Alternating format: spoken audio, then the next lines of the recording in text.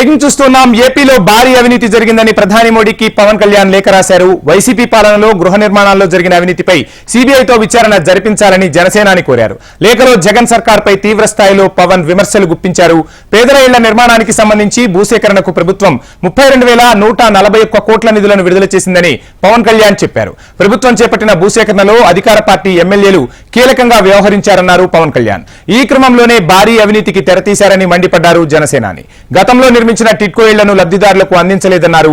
మొత్తంగా 6.68 లక్షల టిట్కో ఇళ్ల నిర్మాణం పూర్తవగా అందులో కేవలం 86,984 మందికి మాత్రమే ఇళ్లను అందించారని పవన్ కళ్యాణ్ ఆరోపించారు.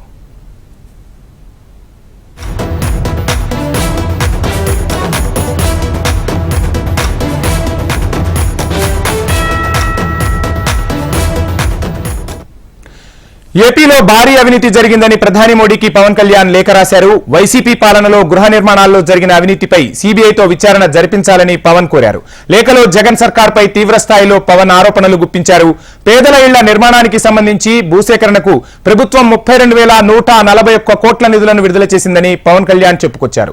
ప్రభుత్వం చేపట్టిన భూసేకరణలో అధికార పార్టీ ఎమ్మెల్యేలు కీలకంగా వ్యవహరించారన్నారు జనసేనాని. ఈ క్రమంలోనే భారీ అవినీతికి తెరతీశారని మండిపడ్డారు.